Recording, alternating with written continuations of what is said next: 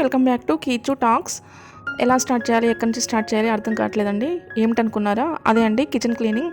Kitchen యాక్చువల్గా every month ఒకసారి మనం క్లీన్ చేసుకుంటాం కదా, అట్లీస్ట్ పేపర్స్ అయినా మార్చేసుకుంటాం కదా, అన్నీ క్లీన్ చేయకపోయినా తోమేయకపోయినా.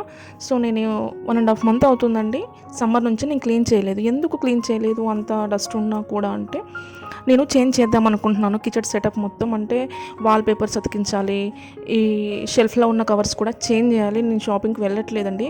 రీసెంట్గా ఒక వీడియో అప్లోడ్ చేశాను కదా, ఆ టైంలో వెళ్ళాను. ఇంకా ఈ మధ్యలోనే పిల్లల స్కూల్స్ అవి స్టార్ట్ అయ్యాయి కదా, సో అదంతా అయిపోయిన తర్వాత ఆ బిజీ అంతా ఇంకా నేను వెళ్ళి నేను ఇవన్నీ ఒక షాప్లో పర్చేస్ చేశాను. లాస్ట్ లాంగ్ వీడియో అదే అండి, ఎవరైనా వాచ్ చేయకపోతే చూడండి.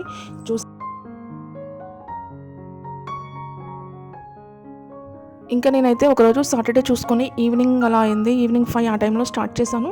ఫస్ట్ ఏం చేశానంటే, ఇంకా నాకు ఇల్లంతా మెస్సీగా ఉండడం, అంటే అన్నీ ఒకేసారి తీసేసి ఒకేసారి చేసేయడం కుదరదు కదా. కిచెన్ అంటే 3-4 days ఈజీగా పడుతుంది, ఎంత ఫాస్ట్గా చేసినా, ఎంత డే మొత్తం చేసినా.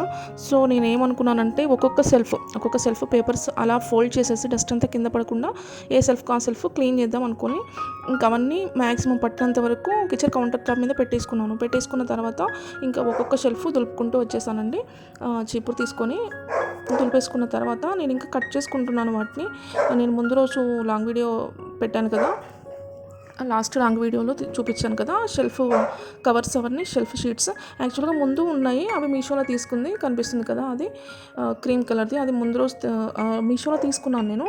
కానీ ఇవి చేంజ్ చేద్దామని అవి తెచ్చాను. ఫస్ట్ ఇవి చూసేసరికి చేంజ్ చేయాలనిపించట్లేదు, కానీ మళ్ళీ అవి కూడా వాష్ చేయాలి కదా అని తీసేసి చేంజ్ చేసి ఇంకా న్యూవి కట్ చేసి వేసేస్తున్నాను. ఇంకా ఒక్కొక్క సెల్ఫ్ ఒక్కొక్కలాగా ఉంది, అంటే విడ్త్ లెంత్ అన్నీ సేమ్గా లేవు, ఈక్వల్గా ఒకేసారి కట్ చేసుకోవడానికి నేను. సో ఏ షెల్ఫ్కి ఆ షెల్ఫ్ పేపర్ పెట్టేసి అదే షెల్ఫ్ కవర్ పెట్టేసి దాన్ని బట్టి నేను కట్ చేయాలి. సో ఒక్కొక్కటి క్లీన్ చేయడం, ఒక్కొక్కటి దులిపేసుకొని నీట్గా డస్ట్ ఏమీ లేకుండా ఒక్కొక్కటి కట్ చేసుకోవడం, అలా ప్రాసెస్ స్టార్ట్ చేశాను. మనకు వచ్చేవన్నీ ఫెస్టివల్సే కదా, స్టార్ట్ అవుతాయి కదా, ఇంకా వరలక్ష్మి వ్రతం అని అన్ని ఫెస్టివల్స్ స్టార్ట్ అవుతాయి కదా. మీరు క్లీన్ చేయడం స్టార్ట్ చేశారా? మీ కిచెన్ ఎప్పుడు క్లీన్ చేద్దాం అనుకుంటున్నారో జస్ట్ ఒక కామెంట్ చేయండి, కామెంట్ బాక్స్లో మాట్లాడుకుందాం.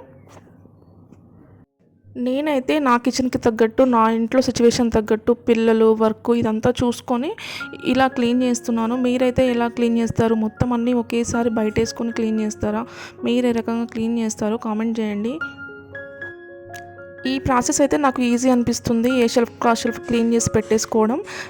మీకు ఇంకా ఈజీ ప్రాసెస్ తెలిస్తే చెప్పండి, అది నెక్స్ట్ టైం నేను ట్రై చేస్తాను. నాలా క్లీన్ చేసే వాళ్ళు ఉన్నా కామెంట్ చేయండి.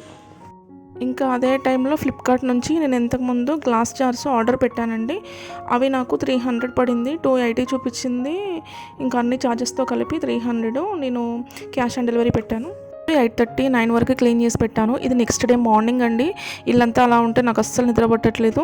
మార్నింగ్ 5కే లేచాను. 5కే లేచి ఇంకా వచ్చేసి స్టార్ట్ చేస్తున్నాను. ఫస్ట్ అయితే నేను ఫ్లిప్కార్ట్ నుంచి తీసుకున్న గ్లాస్ జార్ ఉన్నాయి కదా, అవన్నీ క్లీన్ చేసి పెట్టేసుకుంటున్నాను.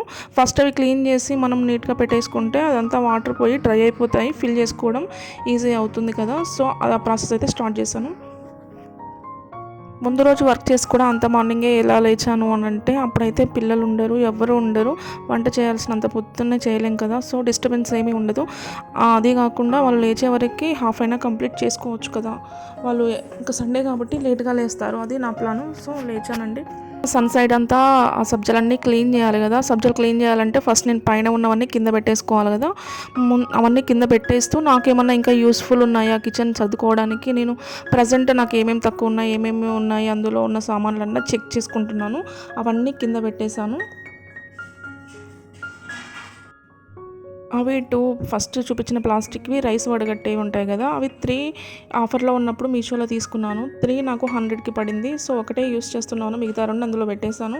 ఇంకా స్టీల్ ఏమైనా కావాలా, బాక్సెస్, గ్లాసెస్, పిల్లలు పెద్దగా పోయారు కదా, స్కూల్కి పెట్టడానికి ఇంకేమన్నా యూస్ ఉన్నాయా, నాకు బయట లేనివి ఏంటి అని చెక్ చేస్తున్నాను. చెక్ చేసుకొని కావాల్సినవి తీసేసుకొని ఇంకా మిగతావి మళ్ళీ అందులోనే పెట్టేసి పైన పెట్టేసేయాలి.